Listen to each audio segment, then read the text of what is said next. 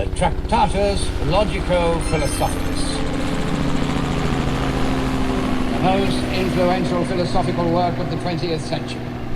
That soldier was called Ludwig Wittgenstein, the man who set the limits on our thoughts. The enigma that he tried to decipher was the following.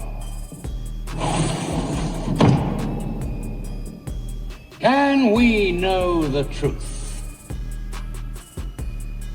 All the great thinkers throughout history have sought a single certainty, something which no one can refute, like 2 and 2 make 4. In order to find that truth, Wittgenstein used, in fact, mathematical logic. What better means of obtaining a certainty than an immutable language free from the passions of man? He advanced slowly, using equation after equation with impeccable method, until he reached a terrifying conclusion. There is no such truth outside of mathematics.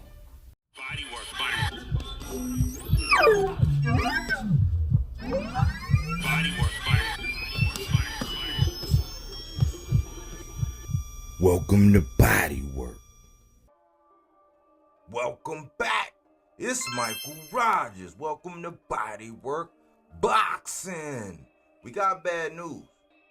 Floyd Schofield versus Shakur Stevenson is off. You know, I think a lot of people are looking at it the way people look at when they're calling fights, how you can tell who they're rooting for based on how they're calling the fight. But based on how they're reporting on this, it's basically telling me a lot about people who they're rooting for. If they're rooting for Shakur, they're going to be pessimistic against the things that's going on the side of the Schofield. If they're rooting for Schofield, they're going to be looking to beat and bludgeon Shakur.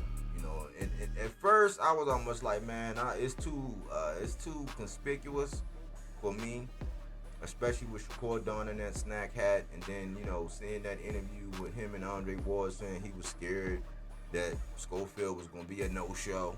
You know, it's almost like a script. We seen the script last week when it came to Keyshawn. But I'm going to digress. You know what I'm saying? I kind of took my foot off of Shakur. You know, he's one of my favorite fighters.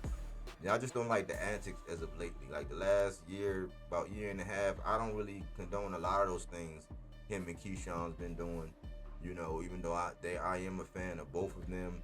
Young Skull, up and coming, rising contender. You know, it's not much to not like about the kid. You know, it's really the antics of his father that a lot of people point at. But he's following that blueprint of Bill Haney. Everything short of putting out a mugshot and calling somebody a monkey. He came very close in this build-up with the allegations of the things being planted, passport manipulation or sabotage.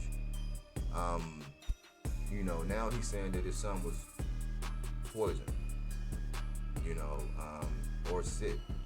And, you know, Eddie came out and said something about a check weight that the fighters are needed to make in order to, for the BBC, in order to go forward. And they were saying that they wouldn't push Floyd through. Still not a lot of answers out there. We still gotta wait, you know, for a couple of days, maybe a couple of weeks, for both parties to speak their piece on it, put their facts out there, and pretty much however the media want to go with it is how they're gonna go with it. You know, now we got Shakur looking for a replacement. Of course, there's some tank slander in there. People blaming Al Heyman and PBC for this. I'm like, man, the nonsense shenanigans don't stop.